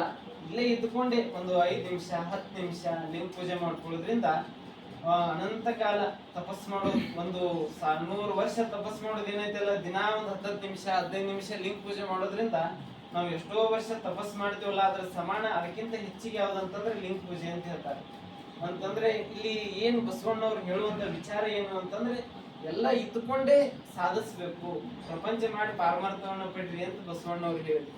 ಮತ್ ಮುಂದೆ ಹೇಳ್ತಾರೆ, ಅನಂತ ಕಾಲ ಲಿಂಗ ಪೂಜೆ ಮಾಡೋದ್ರಿಂದ ಒಂದ್ ದಿನ ಗುರುಚರಣ ಸೇವೆ ಸಾಲದೆ, ಮತ್ತು ಒಂದಿನ ಗುರುಚರಣ ಸೇವೆಗಿಂತ ಜಂಗಮ ಸಂತೃಪ್ತಿಗೆ ಮುಂದಿನ ಹಂತ ಯಾವ್ದಂತಂದ್ರೆ ಅನುಭವ ಅಂತ ಹೇಳಿದ್ರು. ಅದಕ್ಕಾಗಿ ಇದಕ್ಕೊಂದು ಕತೆ ಹೇಳ್ಬೇಕಂದ್ರೆ ಒಂದು ಮನೆ ಇತ್ತು. ಮನೆಯಲ್ಲಿ ಒಬ್ಬ ಏನ್ ಮಾಡ್ದ ಅಂತಂದ್ರೆ ಒಬ್ಬ ಹುಡುಗ ಸ್ವಲ್ಪ ವಯಸ್ಸಿಗೆ ಬಂದಿದ್ದ, ನಾನು ತಪಸ್ಸಿಗೆ ಹೋಗ್ತೀನಿ ಅಂತ ಹೋದ. ಮನೆಗೆಲ್ಲ ಬೇಡ ಬೇಡ ಅಂತಂದ್ರು, ಕೇಳಿಲ್ಲ, ನಾನು ತಪಸ್ ಮಾಡ್ಲಿಕ್ಕೆ ಹೋಗ್ತೀನಿ ಅಂತಂದ್ರು. ಹೋಗಿ ಒಂದು ದೂರದ ಊರಿಗೆ ಹೋದ. ದೂರದ ಊರಿಗೆ ಹೋಗಿ ಊರಿನ ಹೊರಗೆ ಬಯಲು ಪ್ರದೇಶದಲ್ಲಿ ಒಂದ್ ದೊಡ್ಡ ಕಲ್ಲಿತ್ತು. ಆ ಕಲ್ಲ ಮೇಲೆ ದಿನಾ ಕುಂತು ಧ್ಯಾನ ಮಾಡವ. ಮತ್ತು ಹಸಿವಾಯ್ತಂದ್ರೆ ಎಲ್ಲಿ ಬರವ, ಅದೇನು ಪಕ್ಕ ಒಂದ್ ಊರಿತ್ತಲ್ಲ, ಆ ಊರಿಗೆ ಏನ್ರ ಒಂದ್ ಸ್ವಲ್ಪ ಭಿಕ್ಷೆ ಪಡ್ಕೊಂಡ್ ಬಂದ್ ಮತ್ತೆ ಅದೇ ಕಲ್ ಮೇಲೆ ಕುಂತು ಪ್ರಸಾದ ಮಾಡಿ ಅಲ್ಲೇ ಧ್ಯಾನ ಮಾಡೋದು. ದಿನಾ ಈ ರೀತಿ ದಿನಚರಿ ಇತ್ತು. ದೇವ್ರು ಒಂದ್ಸರ್ತಿ ಇವನ್ ಪರೀಕ್ಷೆ ಮಾಡ್ಬೇಕು, ಇವನು ಒಳಗ್ ನಿಜವಾದ ಎಷ್ಟು ಭಕ್ತಿ ಐತಿ ಪರೀಕ್ಷೆ ಮಾಡ್ಬೇಕಂತ ಏನ್ ಮಾಡಿದ್ರಂದ್ರೆ, ಒಬ್ಬ ಹಿರಿಯ ವಯಸ್ಸಿನ ಅಜ್ಜನ ರೂಪದೊಳಗೆ ಇವ್ ಯಾವ ಕಲ್ಲಿನ ಮೇಲೆ ಕುಂಡಿರ್ತಿದ್ದಲ್ಲ ದಿನಾ ಬಂದು, ಆ ಕಲ್ಲಿನ ಮೇಲೆ ಆ ಅಜ್ಜ ಕುಂತಿದ್ದ. ಅವನು ಭಿಕ್ಷೆ ಬಿಡಕ್ ಹೋಗಿದ್ದ. ಭಿಕ್ಷೆ ಎಲ್ಲ ಮನೆಗೆ ಒಂದಿಷ್ಟು ಭಿಕ್ಷೆ ಬಿಡ್ಕೊಂಡು ಮನೆ ಏನು ತನ್ನ ಜಾಗ ಇತ್ತಲ್ಲ ಊರ್ ಹೊರಗೆ ಬಯಲು ಪ್ರದೇಶದಲ್ಲಿ ಒಂದು ಗಿಡದ ಕೆಳಗೆ ಒಂದು ಕಲ್ಲಿತ್ತಲ್ಲ, ಇನ್ನೇನ್ ಬರ್ಬೇಕು ಅನ್ನೋಷ್ಟ್ರೊಳಗೆ ಆ ಅಜ್ಜ ಎಲ್ಲ ತನ್ನ ಸಾಮಾನೆಲ್ಲ ಇಟ್ಕೊಂಡು ಬಂದು ಬಿಟ್ಟಿದ್ದ. ಒಮ್ಮೆ ಬಂದವನು ಇವ್ ಸಿಟ್ಟು ಬಂತು, ಏನ್ ನನ್ ಜಾಗದ ಮೇಲೆ ಕುಂತಿಯಲ್ಲ ಯಾಕಂತಂದು ಒಂದ್ ಸ್ವಲ್ಪ ಜೋರಾಗಿ ಕೇಳಿಕ್ ಹತ್ಬಿಟ್ಟ. ಅವಾಗ ಅಜ್ಜ ಗೊತ್ತಾಯ್ತು, ಅಜ್ಜ ನೇರವಾಗಿ ಕೇಳ್ಬಿಡ್ತಾನೆ, ಅಲ್ಲಪ್ಪ ನೀನು ಮನೆ ಎಲ್ಲ ತಿರುಗಿಸಿ ಬಂದಿ, ಏನು ಬೇಡ ಎಲ್ಲ ಬೇಡ ಅಂತ ಮನೆ ಎಲ್ಲ ಅಷ್ಟು ಎಲ್ಲವನ್ನ ತ್ಯಾಗ ಮಾಡಿ ಬಂದಿ, ಈ ಕಲ್ಲು ನಂದಂತ ಕುಂತಿಯಲ್ಲ ಅಂತಂದು ಅವಾಗ ಅವನು ಅರಿವಾಯ್ತು. ಏನು ಎಲ್ಲ ಇದ್ಕೊಂಡೇ ಇದನ್ ಮಾಡ್ಬೇಕು, ಎಲ್ಲವನ್ನ ತ್ಯಜಿಸಿ ಮಾಡೋದಲ್ಲ, ಎಲ್ಲದ್ರೊಳಗೆ ಇದ್ಕೊಂಡೆ ಆ ಕಲ್ಲಿನ ಮೇಲೆ ವ್ಯಾಮೋಹ ಇಟ್ಟಿಯಲ್ಲ ಅಂತ ನೇರವಾಗಿ ಕೇಳ್ಬಿಡ್ತಾರ ಅವ್ರು. ಅವ್ರೇನ್ ಅಜ್ಜ ಇರ್ತಾರಲ್ಲ ದೇವರ ಸ್ವರೂಪದಲ್ಲಿ ಬಂದಿರುವಂತ ಅಜ್ಜ, ಈ ಕಲ್ಲು ನಂದಂತ ಕುಂತಿಯಲ್ಲಪ್ಪ, ಮತ್ತು ಎಲ್ಲ ತ್ಯಾಗ ಮಾಡಿ ಬಂದು ಈ ಕಲ್ಲು ಹೆಂಗ್ ನಿಂತಂತಿ ಅಂತಂತ ಕೇಳಿದಾಗ ಅವಾಗ ಅವ್ನ್ ಅರಿವಾಕೈತಿ. ಎಲ್ಲ ಇದ್ಕೊಂಡೇ ಏನ್ ಮಾಡ್ಬೇಕು, ಪ್ರಪಂಚದೊಳಗೆ ಇದ್ಕೊಂಡೇ ಪರಮಾತ್ಮನನ್ನ ಕಾಣ್ಬೇಕು, ಅಂದ್ರೆ ಆ ದೇವನನ್ನ ಕಂಡುಕೊಳ್ಬೇಕು. ಅದಕ್ಕಾಗಿ 12ನೇ ಶತಮಾನದಲ್ಲಿ ಎಲ್ಲರೂ ಏನಂತಂದ್ರೆ ಬಹಳಷ್ಟು ಜನ ಶರಣರು ತಮ್ಮ ದಿನನಿತ್ಯ ಕಾಯಕವನ್ನ ಮಾಡ್ಕೊಂತ ಏನಂತಂದ್ರೆ ದಿನಾ ನಿತ್ಯ ಸುಖಿಗಳಾಗಿದ್ರು, ದಿನಾ ಪರಮಾತ್ಮನನ್ನ ದಿನಾ ಲಿಂಗಾನುಸಂಧಾನ ಮಾಡ್ತಿದ್ರು, ಮತ್ತು ಕಾಯಕದೊಳಗೇನೆ ತಮ್ಮನ್ನ ಮರೆತು ಆನಂದದಿಂದ ಇರ್ತಿದ್ರು. ಇಲ್ಲೇ ಕುಂಬಾರ ಗುಂಡೇನು ಅವ್ರದ್ದೆಷ್ಟು ಎಂತ ನಿಲುವು, ಇಲ್ಲೇ ಬಾಲ್ಕಿ ಒಳಗೇನೆ ಸಾಕ್ಷಾತ್ ಪರಮಾತ್ಮನೇ ಇಲ್ಲಿ ಶಿವನನ್ನೇ ತರುವಂಗ್ ಮಾಡಿದ್ರು. ಯಾಕಂದ್ರೆ ಅಷ್ಟ ಆ ರೀತಿ ಕಾಯಕದೊಳಗೆ ಭಕ್ತಿ ಕಾಯಕ ಎರಡು ಮಿಶ್ರಣ ಆಗಿತ್ತು. ಅವೆರಡು ಯಾವಾಗ ತುಂಬ್ಕೊಂತಾವಲ್ಲ ನಮ್ ಬದುಕು ದಿವ್ಯಮಯ ಆಕೈತಿ. ಅದಕ್ಕಾಗಿ ಬದುಕಿನೊಳಗೆ ಏನಿರ್ಬೇಕಂದ್ರೆ ಸದಾ ಒಳ್ಳೆ ವಿಚಾರಗಳಿರ್ಬೇಕು, ಸದಾ ಗುರುವಿನ ನೆನಪಿರ್ಬೇಕು, ಸದಾ ವಚನಗಳ ಚಿಂತನೆ ಇರ್ಬೇಕು. ನಾವು ಚಿಂತೆ ಮಾಡಿದ್ರೆ ಏನಾಕೈತಿ ಅಂದ್ರೆ ಬದುಕು ಇನ್ನೂ ಇದನ್ನಾಕೈತಿ. ಅದ್ರ ಬದಲಾಗಿ ಚಿಂತನೆ ಮಾಡ್ಬೇಕಂತ ಹೇಳ್ತಾರೆ. ಚಿಂತೆ ಏನಂದ್ರೆ ಮಾನವನ ಬದುಕನ್ನೇ ಹಾಳು ಮಾಡ್ತೈತೆ ಅಂತ. ಅದೇ ಚಿಂತನೆ ಮಾಡಿದ್ರೆ ಬದುಕು ದಿವ್ಯಮಯ ಆಕೈತಿ, ಬದುಕು ಸಮೃದ್ಧ ಆಕೈತಿ. ಅದಕ್ಕಾಗಿ 12ನೇ ಶತಮಾನದೊಳಗೆ ಸ್ಥಾವರಕ್ಕಿಂತ ಜಂಗಮಕ್ಕೆ ಬಹಳ ಮಹತ್ವ ಕೊಟ್ಟರು, ಅನುಭವಕ್ಕೆ ಬಹಳ ಒತ್ತು ಕೊಟ್ಟರು. ಸದಾ ಶರಣರು ಏನಂತಂದ್ರೆ ಅನುಭವ ಮಂಟಪದಲ್ಲಿ ಕುಂತ್ಕೊಂಡು ನಮ್ ಬದುಕು ಯಾವ ರೀತಿ ಇರ್ಬೇಕು, ನಮ್ ಬದುಕು ನಾವು ಯಾವ ರೀತಿ ಇದ್ರೆ ದಿವ್ಯಮಯ ಆಕೈತಿ, ಒಂದೊಂದು ವಿಚಾರನು ಒರೆಗಲ್ಲಿಗೆ ಹೆಚ್ಚಿ ಗುಚ್ಚಿ ನೋಡ್ತಿದ್ರು, ಅರಿವಿನ ಒಂದು ಕಲ್ಲಿಗೆ ಹೆಚ್ಚಿ ನೋಡ್ತಾ ಇದ್ರು. ಸದಾ ಒಂದು ಅನುಭವ ಮಂಟಪ ಹೆಂಗಿತ್ತಂತಂದ್ರೆ ಅಲ್ಲಿ ಯಾರ್ಯಾರು ಬರ್ತಾರಲ್ಲ ಎಲ್ಲ ಬಂದವರೆಲ್ಲ ಮುಕ್ತಾತ್ಮರಾಗ್ತಿದ್ರು. ಎಲ್ಲರೊಳಗೂ ಏನಂತಂದ್ರೆ ಆ ಬಸವ ಚೈತನ್ಯ ಅನ್ನುವಂತಹದ್ದು, ಆ ಲಿಂಗ ಚೈತನ್ಯ, ಆ ಒಂದು ಒಂದು ದೃಢತೆ ಏನಾಗ್ತಿತ್ತು, ಭಕ್ತಿಯ ಬೆಳೆ ಅನ್ನುವಂತಹದ್ದು ಬೆಳೀತಾ ಇದ್ರು. ಅದಕ್ಕಾಗಿ ಯಾರದೇ ತಗೊಳ್ರಿ, ಒಬ್ರು ಶರಣರು ಎಲ್ಲಿಂದ ಬರ್ತಾರ ಅಂತಂದ್ರೆ ಅಫ್ಘಾನಿಸ್ತಾನ, ಅವಾಗ ಏನಂತ ಕರಿತಿದ್ರು ಅಂದ್ರೆ ಗಾಂಧಾರ ದೇಶ ಅಂತ ಕರಿತಿದ್ರು. ಅದು ಗಾಂಧಾರ ದೇಶ, ಕಣ್ಪತ್ತೂರು ಅನ್ನುವಂತಹ ಊರು. ಆ ಊರಿನಿಂದ ಯಾರು ಬರ್ತಾರ ಅಂತಂದ್ರೆ ಮರುಳ ಶಂಕರ ದೇವರು ಬರ್ತಾರೆ. ಅಫ್ಘಾನಿಸ್ತಾನದಿಂದ ಬಂದ್ರು. ಇಲ್ಲಿ ಬಂದು ಅವರು ಬರ್ಲಿಕ್ಕೆ ಕಾರಣ ಏನು, ಅದು ಹಿಂದಿನ ವೃತ್ತಾಂತ ನೋಡ್ಬೇಕಂತಂದ್ರೆ ಅವ್ರೇನ ಆ ಗಾಂಧಾರ ದೇಶ ಇತ್ತಲ್ಲ, ಮರುಳ ಶಂಕರ ದೇವರು ಮೂಲತಃ ಆ ಭಾಗದ ರಾಜರಿದ್ರು. ಅವರು ಒಂದು ಕನಸಿನಲ್ಲಿ ಒಂದು ಘಟನೆ ಬರ್ದು ನೆನಪಾಕೈತಿ. ಏನಂತಂದ್ರೆ ನಾ ಹಿಂದಿನ ಜನ್ಮದಲ್ಲಿ ಒಬ್ರು ಗುರುಗಳ ಹತ್ರ ಏನಾಗಿದ್ದಿ, ಒಂದು ಘಟನೆ ಏನಂತಂದ್ರೆ ಅವರು ಹಿಂದಿನ ಜನ್ಮದಲ್ಲಿ ಏನಾಗಿದ್ರು ಅಂತಂದ್ರೆ ನಾಯಿ ಆಗಿದ್ರು ಅಂತ ಅಲ್ಲಿ ಅದ್ರೊಳಗೆ ಕೊಟ್ಟಾರ. ಏನಂತಂದ್ರೆ ಅವಾಗ ಅವರು ಆ ಸಂತರು, ಅಲ್ಲಿ ಒಬ್ರು ಗುರುಗಳು ಇರ್ತಾರ, ಏನು ಅಫ್ಘಾನಿಸ್ತಾನ ದೇಶ ರಾಜ್ಯ ಇರ್ತೈತಲ್ಲ, ಆ ದೇಶದ ರಾಜರವ್ರು ಇರ್ತಾರ. ಅಲ್ಲೊಬ್ರು ಸಂತರು, ಆ ಸಂತರು ಅವ್ರು ಏನಂತಂದ್ರೆ ಇವ್ರು ಹಿಂದಿನ ಜನ್ಮದೊಳಗು ಶ್ವಾನ ಆಗಿದ್ರಲ್ಲ, ಆ ಸಂದರ್ಭದಲ್ಲಿ ಜೋರಾಗಿ ಮಳೆ ಬೀಳ್ತಿರ್ತೈತಿ. ಮಳೆ ಬರುವಂತಹ ಸಂದರ್ಭದಲ್ಲಿ ಇವರು ಸಂಪೂರ್ಣವಾಗಿ ಅಸ್ವಸ್ಥರಾಗಿರ್ತಾರ. ಏನು ಆ ಒಂದು ಇದ್ರೊಳಗೆ ಇರ್ತಾರಲ್ಲ, ಅವಾಗ ಅವ್ರ ಗುರುಗಳು ನೈಸರ್ ಅನ್ನುವಂತಹ ಸಂತರು ಅವ್ರು ಏನ್ ಮಾಡಿರ್ತಾರಂದ್ರೆ ಆಹಾರವನ್ನು ಕೊಟ್ಟಿರ್ತಾರೆ. ಅದಕ್ಕೆ ಅವರೇ ಹೇಳ್ತಾರೆ, ನಾನು ಹಿಂದಿನ ಜನ್ಮದ ಗುರುಗಳೇ ನಾಯಿ ಆಗಿದ್ರಿ, ಅವಾಗ ನೀವು ಏನ್ ಮಾಡಿದ್ರಿ ಅಂದ್ರೆ ನನ್ ಪೂರ್ತಿ ಎಲ್ಲಿ ಪ್ರಸಾದ ಸಿಗ್ಲಿಲ್ಲ, ನೀವು ಅವಾಗ ನನ್ಗೆ ಏನ್ ಕೊಟ್ರಿ, ಪ್ರಸಾದವನ್ನು ಕೊಟ್ರಿ. ಆ ಕೊಟ್ಟಿದ ಕಾರಣಕ್ಕಾಗಿ ನಾ ಏನಾಗಿನಿ ಅಂತಂದ್ರೆ ಈಗ ರಾಜನಾಗಿ ಜನಿಸಿನ್ರಿ ಅಂತ ಹೇಳ್ತಾರೆ. ಅವಾಗ ಇದಕ್ಕೆ ನಂಬಿಕೆ ಏನು ಅಂತ ಹೇಳಿದಾಗ ಅಲ್ಲಿ ಒಂದು ದೇವಾಲಯ ಇರ್ತದೆ. ದೇವಾಲಯದ ಮುಂದೆ ಎಲ್ಲ ಹೇಳ್ಕೊಂಡಾಗ ದೇವರು ಅಪ್ರತ್ಯಕ್ಷವಾಗಿ ನೋಡಿದೈತಿ, ನೀವು ಹಿಂದಿನ ಜನ್ಮದಾಗ ಈ ರೀತಿಯಾಗಿ ಒಂದು ಶ್ವಾನ ಆಗಿ ಜನಿಸಿದ್ರಿ, ಆದ್ರೆ ಈಗ ಏನಾಗಿದೆ ಅಂದ್ರೆ ಆ ಗುರುವಿನ ಪ್ರಸಾದದಿಂದ ಏನಾಗಿದೆ ಅಂತಂದ್ರೆ ಅಫ್ಘಾನಿಸ್ತಾನ ದೇಶದ ರಾಜರಾಗಿರಿ. ಅವಾಗ ಅವರಿಗೆ ಪ್ರಸಾದ ಬಗ್ಗೆ ಅಪಾರ ನಿಷ್ಠೆ ಬೆಳೆದೈತಿ. ಒಂದ್ಸರ್ತಿ ಎಲ್ಲ ಕಲ್ಯಾಣ ಜಂಗಮರೊಬ್ರು ಆ ಕಡೆ ಧರ್ಮ ಪ್ರಚಾರಕ್ಕಂತ ಹೋಗಿರ್ತಾರೆ. ಹೋದಂತ ಸಂದರ್ಭದಲ್ಲಿ ಅಲ್ಲಿ ಈ ಅನುಭವ ಮಂಟಪದ ಬಗ್ಗೆ, ಅಲ್ಲಿ ಮತ್ತು ಎಲ್ಲಾ ನಮ್ಮ ಶರಣರ ಬಗ್ಗೆ, ಕಾಯಕ ದಾಸೋಹದ ಬಗ್ಗೆ ತಿಳಿಸಿದಾಗ ಅವ್ರಿಗೆ ಕಲ್ಯಾಣ ನೋಡ್ಬೇಕು ಅನ್ನುವಂತ ಉತ್ಸುಕತೆ, ತನ್ನ ಎಲ್ಲಾ ರಾಜ್ಯಭಾರವನ್ನು ಮುಂದಿನ ತನ್ನ ವಶಸ್ಥರಿಗೆ ಒಪ್ಪಿಸಿ ಏನ್ ಮಾಡ್ತಾರಂತಂದ್ರೆ ಅವರು ಶರಣರ ಜೋಡಿ ಎಲ್ಲಿಗೆ ಬರ್ತಾರೆ, ಬಸವ ಕಲ್ಯಾಣಕ್ಕೆ ಬರ್ತಾರೆ. ಬಸವ ಕಲ್ಯಾಣಕ್ಕೆ ಬಂದು 12 ವರ್ಷ ಎಲ್ಲ ನೋಡ್ತಾರೆ. ನೋಡಿ ಯಾವ ಕಾಯಕ ತಗೋಬೇಕು, ಅವ್ರಿಗೆ ಯಾವ್ದು ಇಷ್ಟ ಇರ್ತೈತೆ ಅಂದ್ರೆ ಪ್ರಸಾದ ಬಗ್ಗೆ ಇರ್ತದೆ. ನೋಡೋಣ ಪ್ರಸಾದ ಮಹತ್ವ ಏನು, ಅಲ್ಲಿ ಆ ಪ್ರಸಾದದ ಲಕ್ಷಣಗಳೇನು ಅಂತ ನೋಡ್ಬೇಕು, ಅದ್ರೊಳಗೆ ಏನ್ ಮಹತ್ವ, ಅದ್ರೊಳಗೆ ಏನು ಒಂದು ಅದ್ಭುತ ಶಕ್ತಿ ಹುದುಗೈತಿ ಅಂತ ತಿಳ್ಕೊಳ್ಬೇಕಂತ ಏನ್ ಮಾಡ್ತಾರ ಅಂತಂದ್ರೆ ಶರಣರೆಲ್ಲ ಪ್ರಸಾದ ಮಾಡಿ ಕೊನೆಗೆ ಅವ್ರೇನು ಪ್ರಸಾದ ಮಾಡಿರುವಂತ ಎಲೆ ಇರ್ತೈತಲ್ಲ, ಆ ಎಲೆ ತೆಗೆಯುವಂತ ಕಾಯಕ ಗುಪ್ತವಾಗಿರ್ತಾರ. ಅವ್ರು ಯಾರ ಕಣ್ಣಿಗೆ ಕಾಣಿಸೋಲ್ಲ. ಎಷ್ಟು ವರ್ಷ ಗುಪ್ತವಾಗಿರ್ತಾರ ಅಂದ್ರೆ 12 ವರ್ಷ ಗುಪ್ತವಾಗಿರ್ತಾರೆ. ನಾವ್ ಯಾರ್ಯಾದ್ರೆ ಒಂದಿನ ಮಾಡಿದ್ದು 100 ಜನರ ಹತ್ರ ಹೇಳಿರ್ತೀವಿ, ನಾವು ಇಲ್ಲಿ ಕಾಯಕ ಮಾಡಿದ್ವಿ, ಇಲ್ಲಿ ಇಷ್ಟೆಲ್ಲ ಮಾಡಿದಂತ ನಾವು ನೇರವಾಗಿ ಹೇಳ್ತೀವಿ. ಆದ್ರೆ ಅವ್ರು 12 ವರ್ಷಗಳ ಕಾಲ ಏನ್ ಮಾಡ್ತಾರ ಅಂತಂದ್ರೆ ಗುಪ್ತವಾಗಿ ಬಸವಣ್ಣವ್ರ ಏನ್ ಆ ಪ್ರಸಾದ ಮಂಟಪ ಇರ್ತೈತಲ್ಲ, ಅನುಭವ ಮಂಟಪದಲ್ಲಿ ಅಲ್ಲೇ ಪ್ರಸಾದ ಮಂಟಪ, ಅಲ್ಲಿ ಏನ್ ಮಾಡೋದು, ದಿನಾ ಬಂದವರು ಪ್ರಸಾದ ಮಾಡಿ ಬಿಟ್ಟಿದ್ದು ಎಲೆಯನ್ನ ತೆಗೆಯೋದು. ಮತ್ ಪ್ರಸಾದ ಏನ್ ಮಾಡೋದು, ಅಲ್ಲಿ ಏನ್ ಉಳಿದಿರ್ತೈತಲ್ಲ ಆ ಪ್ರಸಾದವನ್ನ ಮಾಡಿ ಹಾಗೆ ಒಪ್ಪೋದನ್ನು ನುಂಡು ಅಲ್ಲೇ ಇರೋದು. ಈ ರೀತಿಯಾಗಿ ಅವರು ಜೀವನ ನಡೆದಿರ್ತದೆ.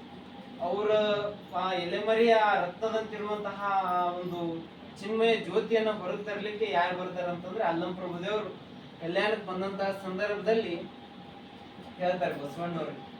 ಬಸವಣ್ಣ ಒಂದು ಆಶ್ಚರ್ಯ ಐತಿ, ಇಲ್ಲೊಂದು ಮಹಾ ಒಂದು ಚೈತನ್ಯ ಶಕ್ತಿ ಐತಿ, ಅದು ಮರೆಯಾಗೈತಿ, ಎಲೆಯ ಮರೆಯ ರತ್ನದಂತೆ ಐತದು ಅಂತಂದು ಹೇಳ್ತಾರೆ.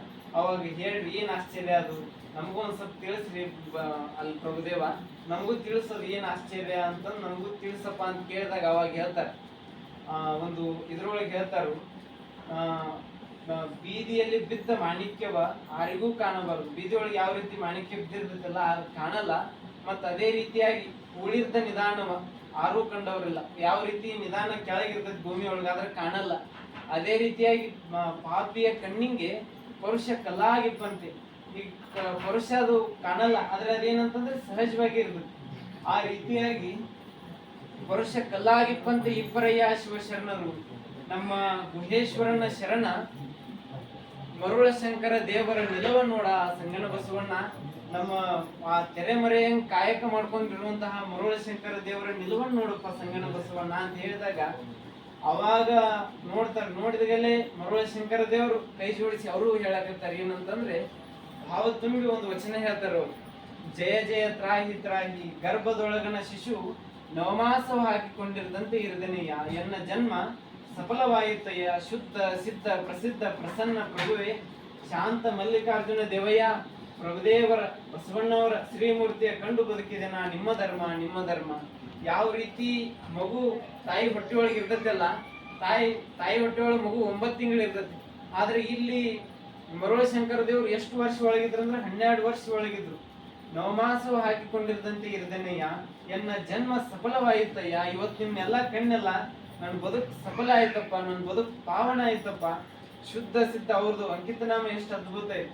ಶುದ್ಧ ಸಿದ್ಧ ಪ್ರಸಿದ್ಧ ಪ್ರಸನ್ನ ಪ್ರಭುವೆ ಶಾಂತ ಚೆನ್ನಮಲ್ಲಿಕಾರ್ಜುನ ಶಾಂತ ಮಲ್ಲಿಕಾರ್ಜುನ ದೇವ ಎಷ್ಟು ಶುದ್ಧವಾಗಿರ್ಬೇಕು, ಪ್ರಸಿದ್ಧವಾಗಿರ್ಬೇಕು ಮತ್ತು ಪರಿಶುದ್ಧವಾಗಿರ್ಬೇಕು ಮತ್ತು ಪ್ರಸನ್ನವಾಗಿರ್ಬೇಕು ಅಂತ ಇವು ಎಲ್ಲ ಒಳಗೊಂಡಿರುವಂತಹ ಶಾಂತ ಚೆನ್ನಮಲ್ಲಿಕಾರ್ಜುನ ದೇವಯ್ಯ ಮತ್ತು ಶಾಂತವಾಗಿರ್ಬೇಕು. ಇವನ್ನೆಲ್ಲ ಒಳಗೊಂಡಾಗ ಆ ನಿಲುವು ದೇವನ ನಿಲುವು ಆಕೈತಿ. ಅವರು ಅಲ್ಲೇ ಇದ್ಕೊಂಡು ಕೊನೆ ಬಸವಣ್ಣವರೆಲ್ಲ ಬಹಳ ಖುಷಿ ಪಡ್ತಾರೆ. ಇಂಥ ದಾಸೋಹದ ಮೂರ್ತಿ, ಇಂಥ ಅಗ್ರಗಣ್ಯ ರತ್ನ ನಮಗೆಲ್ಲ ತೋರಿಸಿದ್ರಲ್ಲಪ್ಪ ಪ್ರಭುದೇವ, ನಿಮ್ಗೆ ಅನಂತ ಧನ್ಯವಾದಗಳು, ಅನಂತ ಕೋಟಿ ಶರಣಾರ್ಥಿ ಅಂತ ಬಸವಣ್ಣವ್ರು ಕೊಂಡಾಡ್ಲಿಕ್ಕಂತಾರೆ. ಅಂತಂದ್ರೆ ಇಲ್ಲಿ ತಿಳ್ಕೊಳ್ಬೇಕಾಗಿರೋದು ಏನಂತಂದ್ರೆ ನಮ್ಮ ಬದುಕು ಯಾವ ರೀತಿ ಇರ್ಬೇಕಂತಂದ್ರೆ ಸದಾ ಸತ್ಯದತ್ತ ಹೋಗ್ತಿರ್ಬೇಕು. ಯಾವುದು ಒಳ್ಳೇದೈತಲ್ಲ ಅದನ್ನ ಅಳವಡಿಸ್ಕೊಳ್ತಿರ್ಬೇಕು. ಎಷ್ಟು ನಮ್ಮ ಜೀವನ ಒಳ್ಳೇದ್ರತ್ತ ಹೋಗ್ತೈತಲ್ಲ ಅಷ್ಟು ಬದುಕು ದಿವ್ಯಮಯ ಆಕೈತಿ. ಅದಕ್ಕಾಗಿ ನಮ್ಮ ಶರಣರು ದಿನಾ ಒಂದೊಂದು ಅವ್ರ ದೃಷ್ಟಿ ಪತ್ರಿಕೆಯಲ್ಲಿ ದಿನಾ ಒಂದೊಂದು ವಚನ ಹಾಕ್ತಾರೆ. ಎಷ್ಟು ಒಳ್ಳೆ ವಚನಗಳನ್ನ ಹಾಕ್ತಾರೆ. ಆ ವಚನಗಳನ್ನ ಓದಿದ್ರೆ ಪತ್ರಿಕೆ ಫಸ್ಟ್ ಓದೋದು ಅವ್ರದ್ದು ಎಷ್ಟು ಚಲೋ ಇರ್ತಾವ ಒಂದೊಂದು ವಚನಗಳು. ಅದಕ್ಕಾಗಿ ದಿನಾ ನೀವು ಒಂದು 5 ವಚನ ಓದೋದ್ರಿಂದ ನಿಮ್ಗೇನಂತಂದ್ರೆ ಒಳಗೆ ಒಂದು ಆತ್ಮ ಜಾಗೃತಿ ಉಂಟಾಕೈತಿ.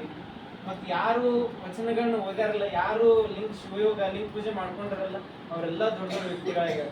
ಈ ಗುಡ್ಡಾಪುರದ ಆನಮ್ಮ ತಾಯಿ ಮಹಾರಾಷ್ಟ್ರದೊಳಗು ಇಡೀ ಆ ಭಾಗದೊಳಗೆ ಬಹಳ ಪ್ರಸಿದ್ಧ ಶರಣಿ. ಯಾಕಂತಂದ್ರೆ ಅವರು ಸದಾ ಲಿಂಗ ಪೂಜೆ ಮಾಡ್ಕೊಂತಿದ್ರು ಮತ್ತು ಅಷ್ಟೇ ಸದಾ ವಚನಗಳನ್ನ ಒಟ್ಟು ಏನಂತಂದ್ರೆ ಅದ್ರೊಳಗೇನೆ ಇರ್ತಿದ್ರು. ಅದಕ್ಕಾಗಿ ಆ ಕಡೆ ಬೆಳಗಾವ್ ಕಡೆ ಮಹಾರಾಷ್ಟ್ರ ಆ ಕಡೆ ಎಲ್ಲ ಆ ತಾಯಿದು ಬಹಳ ದೊಡ್ಡ ಪ್ರಭಾವ. ಯಾಕಂತಂದ್ರೆ ಅಷ್ಟು ಅವ್ರ ಕಾರ್ಯವನ್ನ ಮಾಡ್ಯಾರ. ಅಷ್ಟು ಅವ್ರು ಏನಂತಂದ್ರೆ ಸದಾ ಲಿಂಗ ಪೂಜೆ ನಿರತರಾಗಿರ್ತಿದ್ರು, ಕಾಯಕವನ್ನ ಮಾಡ್ತಿದ್ರು ಮತ್ತು ಬಿಡು ಇದ್ದಾಗ ವಚನಗಳನ್ನ ಓದ್ತಿದ್ರು. ಇವುಗಳನ್ನ ಓದೋದ್ರಿಂದ ನಮ್ಮ ಮನಸ್ಸು ಏನಕ್ಕಿತ್ತು ಅಂದ್ರೆ ಯಾವಾಗ್ಲೂ ಶಾಂತವಾಗಿರ್ತದೆ. ಮನಸ್ಸಿನೊಳಗೆ ಬರುವಂತಹ ಕೆಟ್ಟ ವಿಚಾರಗಳೆಲ್ಲ ದೂರ ಆಗಿಬಿಡ್ತಾವ. ಅದಕ್ಕಾಗಿ ಅಪ್ಪವ್ರು ಈ ಶ್ರಾವಣ ಮಾಸಕ್ಕೆ ಏನಂತಂದ್ರೆ ಒಂದು ರೀತಿ ಅದು ಬರೋಕ್ಕಿಂತ ಮುಂಚೆ ಒಂದು ಸ್ವಲ್ಪ ದಿನ ಇದೆಲ್ಲ ಮನೆಗೆ ಹೋಗ್ಲಿ, ಒಂದು ಒಳ್ಳೆ ತತ್ವ ವಚನ ಅನ್ನುವಂತಹದ್ದು ಮನೆಗಳಿಗೆ ಹುಟ್ಟಲಿ ಅನ್ನುವಂತಹ ಸದುದ್ದೇಶದಿಂದ ಒಂದು ಒಳ್ಳೆಯ ಉದ್ದೇಶವನ್ನು ಇಟ್ಕೊಂಡು ನಮ್ಮನ್ನ ಕಳಿಸ್ಕೊಟ್ಟಿದ್ದಾರೆ. ಶ್ರಾವಣ ಮಾಸ ಅಂತಂದ್ರೆ ಶ್ರವಣ ಮಾಸ, ಕೇಳೋದು ಒಳ್ಳೆದನ್ನ ಕೇಳೋದು. ಒಳ್ಳೆದನ್ನ ಈಗೇನು 12 ತಿಂಗಳು ಅದು ಇದು ಕೇಳಿರ್ತೀವಲ್ಲ, ಈಗೇನಂತಂದ್ರೆ 1 ತಿಂಗಳು ಸದಾ ದೇವರ ಚಿಂತೆ ಒಳಗ, ದೇವರ ಜ್ಞಾನದೊಳಗ ಒಳ್ಳೆ ವಿಚಾರಗಳನ್ನ ಕೇಳೋದು. ಎಷ್ಟು ಈಗ ನೋಡ್ರಿ, ಒಂದು ಕಿವಿಗೊಂದು ಕೆಟ್ಟ ವಿಚಾರ ಬಿತ್ತಂದ್ರೆ ಎಷ್ಟು ಮನಸ್ಸು ವಿಕಾರ ಆಗಿಬಿಡ್ತದೆ. ಅದೇ ಒಂದು ಕಿವಿಗೆ ಒಳ್ಳೆ ವಿಚಾರ ಬಿತ್ತಂದ್ರೆ ಮನಸ್ಸು ಎಷ್ಟು ಶಾಂತ ಆಕೈತಿ, ಎಷ್ಟು ತನ್ಮಯತೆ ಆಕೈತಿ. ಅದಕ್ಕಾಗಿ ಸದಾ ನೀವೆಲ್ಲ ಒಳ್ಳೆ ಅಪೂರ್ವದ ಇದ್ರೊಳಗೆ ಇದ್ದೀರಿ. ತಮ್ದೆಲ್ಲ ಬದುಕು ಪಾವನ ಐತಿ, ದಿವ್ಯಮಯ ಐತಿ. ಅದಕ್ಕಾಗಿ ತಾವೆಲ್ಲ ಇಲ್ಲೆಲ್ಲ ಗುರುಗಳು ಇದ್ರೊಳಗೆ ಇದ್ದೀರಿ. ಇದೊಂದು ಖರೀದಿ ಏನಂದ್ರೆ ಮಠದ ಸುತ್ತಮುತ್ತಲ ಇರೋ ವಾತಾವರಣ ಅದೊಂದು ಏನಂತಂದ್ರೆ ಆ ಒಂದು ಖರೀದಿ ಐತಿಲ್ಲ, ಗುರುವಿನ ಆ ಶ್ರೀರಕ್ಷೆ ಆಶೀರ್ವಾದ ಅದು ಸದಾ ಇಲ್ಲೆಲ್ಲ ಹರಡ್ಕೊಂಡಿರ್ತದೆ. ಅದೊಂದು ಅದಕ್ಕಾಗಿ ತಾವೆಲ್ಲ ದಿನನಿತ್ಯ ಆಶ್ರಮಕ್ಕೆ ಬರ್ರಿ, ಇನ್ನೂ ತಮ್ಮೊಂದಿಗೆ ಇದ್ದವ್ರನ್ನೆಲ್ಲ ಕರ್ಕೊಂಡು ಬರ್ರಿ. ಅದಕ್ಕಾಗಿ ತಾವು ಪಾವನರಾಗ್ರಿ, ತಮ್ಮೊಂದಿಗೆ ಇನ್ನೂ ಬಂದಂತಹ ಕಿವಿಗಳು ಪಾವನ ಆಗ್ತಾವ. ಅದಕ್ಕಾಗಿ ಈ ಒಂದು ವಿಚಾರವನ್ನು ಇಟ್ಕೊಂಡು, ಸದುದ್ದೇಶವನ್ನು ಇಟ್ಕೊಂಡು ಮನೆಗೆ ವಚನ ಜ್ಯೋತಿ ಅನ್ನುವಂತಹದ್ದು ಮುಟ್ಲಿ. ವಚನಗಳ ಅರಿವು, ವಚನಗಳ ದರ್ಶನ ಅದೇನಾಗಲಿ ಅಂದ್ರೆ ಸದಾ ನಮ್ಮ ಮನಸ್ಸನ್ನ ಬೆಳಗಲಿ. ಮನಸ್ಸಿನಲ್ಲಿರುವಂತಹ ಒಂದು ದುರಹಂಕಾರ, ಅಜ್ಞಾನ ಏನು ಮೌಟ್ ಐತಿ ಅವೆಲ್ಲ ತೊಲಗಿ ಸದಾ ಏನಂತಂದ್ರೆ ಬಸವಾದಿ ಪ್ರಮುಖರ ದಿವ್ಯ ಶಕ್ತಿಗಳು ಏನಂದ್ರೆ ನಮ್ಮೊಳಗೆ ತುಂಬಿಕೊಂಡು ನಮ್ಮೊಳಗಿರುವಂತಹ ಕಷ್ಟಗಳೆಲ್ಲ ಕಳೆದು ಒಳ್ಳೆ ಜ್ಞಾನದ ಭಾಗ್ಯದ ಬಾಗಿಲು ತೆಗಿಲಿ ಅನ್ನುವಂತಹ ಉದ್ದೇಶದಿಂದ ಅಪ್ಪ ಅವ್ರ ಮನೆಗೆ ಕಳಿಸ್ತಾ ಇದ್ದಾರೆ. ಅದಕ್ಕಾಗಿ ತಾವೆಲ್ಲ ಬಹಳ ಇಲ್ಲಿವರೆಗೆ ತಾಳ್ಮೆಯಿಂದ ಕೇಳಿ ನಮ್ಮ ಶರಣರು ನಿರ್ಮಲಾ ಚಂದ್ರಕಾಂತ್ ಪಾಟೀಲ್ ತಾಯಿಯವರು ಶರಣರು ಬಹಳ ಒಳ್ಳೆ ರೀತಿಯಿಂದ ಆಯೋಜಿಸಿ ಎಲ್ಲ ಹೆಚ್ಚಿನ ಸಂಖ್ಯೆಯಲ್ಲೇ ವ್ಯವಸ್ಥೆ ಮಾಡಿದ್ದಾರೆ. ಅದಕ್ಕಾಗಿ ತಮಗೂ ಕೂಡ ಕೃತಜ್ಞತೆಗಳನ್ನ ಸಲ್ಲಿಸುತ್ತಾ ಇವೆರಡು ಮಾತುಗಳನ್ನ ಪರಮ ಪೂಜ್ಯ ಅಪ್ಪಗಳ ಪಾದಕ್ಕೆ ಅರ್ಪಿಸುತ್ತಾ ತಾವೆಲ್ಲ ದಿನ ಶ್ರಾವಣ ಮಾಸಕ್ಕೆ ಇನ್ನೂ ಹೆಚ್ಚಿನ ಸಂಖ್ಯೆಯಲ್ಲಿ ಅಪ್ಪವ್ರಿಗೆ ಕಲ್ಯಾಣದಿಂದ ಬಂದವ್ರೆ. ಅಪ್ಪವರು ನಿಮಗಾಗಿ ಬರತ್ತಾರೆ. ಅಪ್ಪವ್ರದ್ದು ಒಂದಷ್ಟೇ ಕಣ್ಣಿನ ಆಪರೇಷನ್ ಆಗಿತ್ತು, ಇನ್ನೊಂದು ಮಾಡಿಸ್ಕೋಬೇಕಂತಂದ್ರು. ಇಲ್ಲ, ಶ್ರಾವಣದಾಗ ನಮ್ಮ ಭಕ್ತರಿಗೆ ಮತ್ತೆ ಪ್ರವಚನ ಹೇಳೋದು ತಪ್ಪತಿ, ಆ ಉದ್ದೇಶದಿಂದ ಹಂಗೆ ಆಗಬಾರ್ದು ಅಂತ ಮುಂದೆ ಹಾಕೊಂಡು ಅದನ್ನು. ಆದ್ರೆ ಭಕ್ತರಿಗೆ ಏನಂತಂದ್ರೆ ಅರಿವಿನ ನುಡಿಗಳು, ಜ್ಞಾನದ ನುಡಿಗಳು, ವಚನದ ನುಡಿಗಳು ತಲುಪಲಿ ಅನ್ನುವಂಥ ಉದ್ದೇಶದಿಂದ ಅಪ್ಪೋರು ಪ್ರವಚನ ಸಲುವಾಗಿನೇ ಅಪ್ಪವರು ಶ್ರಾವಣ ಮಾಸದ ಪ್ರಯುಕ್ತವಾಗಿನೇ ಅಪ್ಪವ್ರ ಕಲ್ಯಾಣದಿಂದ ಬಂದು ತಮಗೆಲ್ಲ ಜ್ಞಾನದ ಬೆಳಕನ್ನು ಹರಿಸ್ತಾರೆ. ಶರಣರ ಆ ದರ್ಶನವನ್ನ ಅವರ ದಿವ್ಯ ತತ್ವಗಳನ್ನ ತಮಗೆಲ್ಲ ತಿಳಿಸ್ತಾರೆ ಅಂತ ಹೇಳುತ್ತಾ ತಮ್ಮೆಲ್ಲರಿಗೂ ಭಕ್ತಿಯೇ ಶರಣಾರ್ಥಿಗಳು. ನೀನು ತಾಯಿ, ನೀನು ಬಂಧು, ನೀನು ಬಳಗ, ನೀನು ನಿನ್ನಲ್ಲದೆ ಮತ್ಯಾರು ಇಲ್ಲವಲ್ಲ. ಕೂಡಲ್ಲ ಸಂಗಮ ದೇವ, ಹಾಲಲ್ಲದ್ದು ನೀರಲ್ಲದ್ದು, ಧರ್ಮ ಶರಣಾಶಕ್ತಿ ಲಿಂಗಾಪತಿ ಹರ ಮಹಾದೇವ. ಗುರುರ ಬ್ರಹ್ಮ, ಗುರುರ ವಿಷ್ಣು, ಗುರುರ ದೇವ ಮಹೇಶ್ವರ, ಗುರುರ ಸಾಕ್ಷಾತ್ ತಸ್ಮೈ ಶ್ರೀ ಗುರುವೇ ನಮಃ. ಕಲ್ಲು ದೇವರಿಲ್ಲ, ಮಣ್ಣು ದೇವರಿಲ್ಲ, ದೇವರು ದೇವರಿಲ್ಲ, ತಂದೆ ತಾಯಿ ದೇವರು.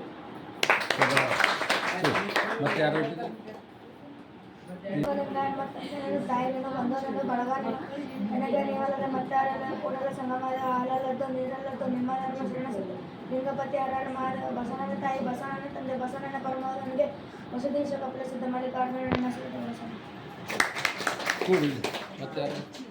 ಇವರಿಬ್ಬರು ಮಕ್ಕಳ ನಿಲುವು ಸಂಘ ಸೂತಕ್ಕೆ ಎಲ್ಲ ಕಂಗಳ ಕಳೆದು ಬೆಳೆಗಳಿದು ಉಳಿದೀತು ಅಂಗಲಿಂಗಕ್ಕೆ ಕಾಣ ಶುದ್ಧ ಸಿದ್ಧ ಪ್ರಸಿದ್ಧ ಪ್ರಸನ್ನ ಪ್ರಭುವೆ ಶಾಂತ ಶ್ರೀ ಚನ್ನ ಮಲ್ಲಿಕಾರ್ಜುನ ದೇವಯ್ಯ. ನಿಮ್ಮ ಧರ್ಮ ನಿಮ್ಮ ಧರ್ಮ ನಿಮ್ಮ ಧರ್ಮ ಶರಣ.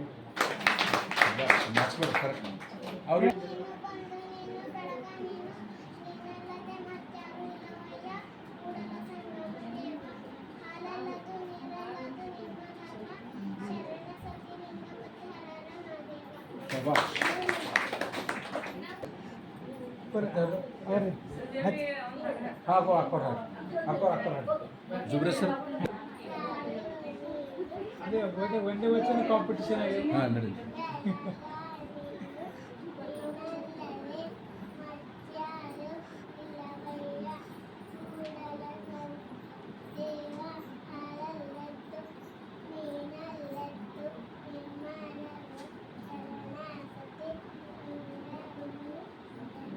ಕುಡಿಲಪ್ಪ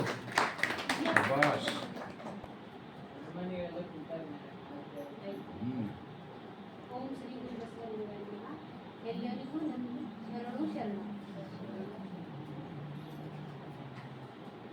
ಜ್ಞಾನದ ಬಲದಿಂದ ಅಜ್ಞಾನದ ಕೇಡು ನೋಡಯ್ಯ, ಜ್ಞಾನದ ಬಲದಿಂದ ಅಜ್ಞಾನದ ಕೇಡು ನೋಡಯ್ಯ, ಜ್ಯೋತಿಯ ಬಲದಿಂದ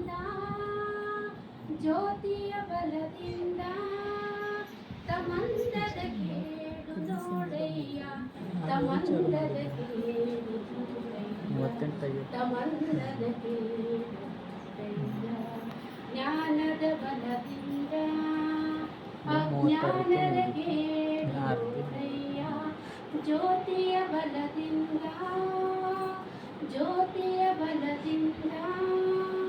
ತಮಂದದ ಕೇಡು ನೋಡಯ್ಯ, ತಮಂದದ ಕೇಡು ನೋಡಯ್ಯ, ತಮಂದದ ಕೇಡು ನೋಡಯ್ಯ.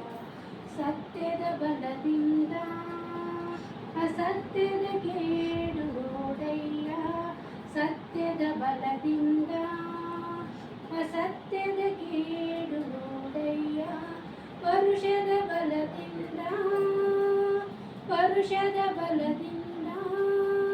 ಅವಲೋಹದ ಕೇಡು ನೋಡಯ್ಯ, ಅವಲೋಹದ ಕೇಡು ಜ್ಞಾನದ ಬಲದಿಂದ ಅಜ್ಞಾನದ ಕೇಡು ನೋಡಯ್ಯ, ಜ್ಯೋತಿಯ ಬಲದಿಂದ ಜ್ಯೋತಿಯ ಬಲದಿಂದ ತಮಂಗದ ಕೇಡು ನೋಡಯ್ಯ ತಮಂಗದ ಕೇಡು ನೋಡಯ್ಯ ತಮಂಗದ ಕೇಡು ಕೂಡಲ ಸಂಗನ ಶರಣರ ಬಲದಿಂದ ಎನ ಭವದ ಕೇಡು ನೋಡಯ್ಯ ಎನ ಭವದ ಕೇಡು ನೋಡಯ್ಯ ಎನ ಭವದ ಕೇಡು ನೋಡಯ್ಯ ಜ್ಞಾನದ ಬಲದಿಂದ ಜ್ಞಾನದ ಬಲದಿಂದ ಅಜ್ಞಾನದ ಕೇಡು ನೋಡಯ್ಯ ಅಜ್ಞಾನದ ಕೇಡು ನೋಡಯ್ಯ ಅಜ್ಞಾನದ ಕೇಡು ನೋಡಯ್ಯ ಜಯ ಗುರು ಬಸವಣ್ಣ ಜಯತು ಜಗದ್ಗುರು ಬಸವಣ್ಣ ಜಂಗಮ ರೂಪನೆ ಬಸವಣ್ಣ ಜಗದೋದ್ಧಾರಕ ಬಸವಣ್ಣ ಕಲ್ಯಾಣ ವಾಸನೆ ಬಸವಣ್ಣ ಕಾರುಣ್ಯ ಮೂರ್ತಿ ಬಸವಣ್ಣ ಕಾಯಕ ಯೋಗಿಯ ಬಸವಣ್ಣ ಕೈವಲ್ಯದಾತನೆ ಬಸವಣ್ಣ ನಿರ್ಗುಣ ರೂಪನೆ ಬಸವಣ್ಣ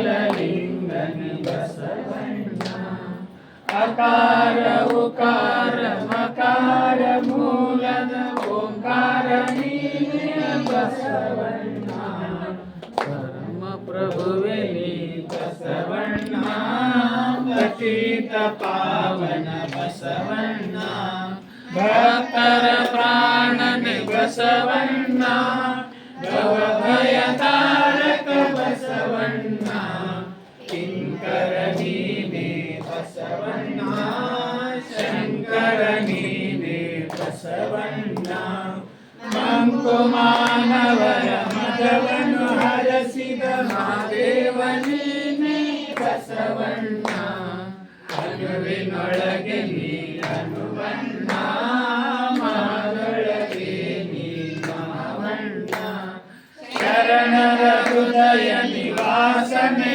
ಅಣ್ಣ ಬೇಗನೆ ಬಾರೋ ಬಸವಣ್ಣ ಜಯ ಗುರು ಬಸವಣ್ಣ ಜಯತು ಜಗದ್ಗುರು ಬಸವಣ್ಣ ಜಯತು ಜಗದ್ಗುರು ಬಸವಣ್ಣ ಬಸವಣ್ಣನೇ ತಾಯಿ ಬಸವಣ್ಣನೇ ತಂದೆ ಬಸವಣ್ಣನೇ ಪರಮ ಬಂಧುವಿಗೆ ವಶೀಶ ಕಪಿಲ ಸಿದ್ಧ ಮಲ್ಲಿಕಾರ್ಜುನ ನಿಮ್ಮ ಹೆಸರಿನ ಗುರು ಬಸವಣ್ಣನಯ್ಯ ತಂದೆ ನೀನು ತಾಯಿ ನೀನು ಆಗ್ಯದ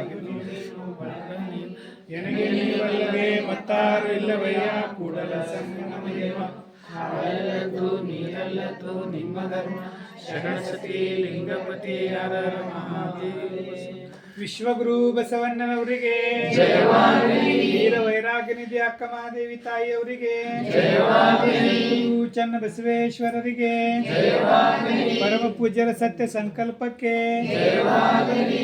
ಶರಣು ಶರಣು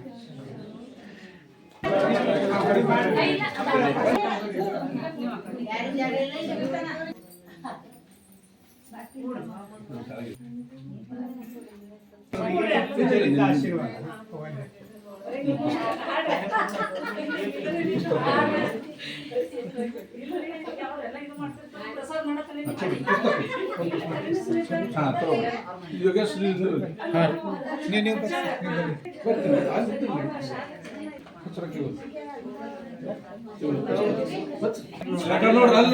ನೋಡ್ರಿ ಫೋಟೋ ಮೊಬೈಲ್ ಕೊಂಡು ನೋಡ್ರಿ ಗುರು ಬಾಬುರಾವ್ ಮತ್ತು ತೇಜಸ್ ಶಿವಾನ್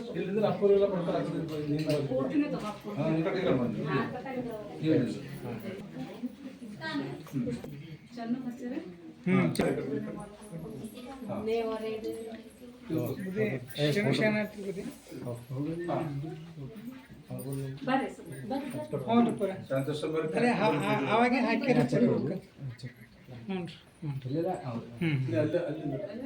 ಅಲ್ಲಿಂದರು ಆಯ್ತು ಹ್ಞೂ ಆಯ್ತು ಹ್ಞೂ ಹ್ಮ್ ಸರೋಜಿನಿ ಉಮ್ಮಾ ಪೇಪರ್ ನಿಂತರ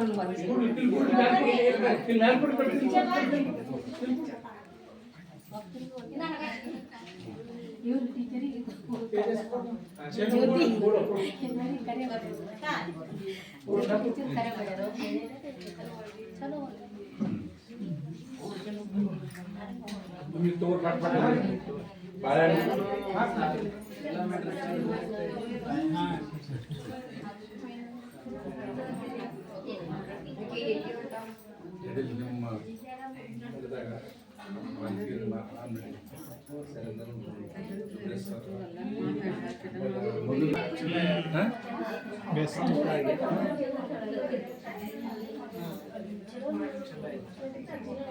ನೋಡಿ ಗಿಫ್ಟ್ ತಗೊಂಡೆ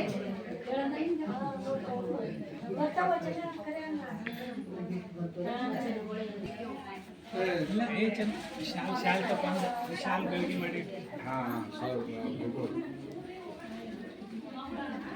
ಮತ್ತು ಸಿಂಪಲ್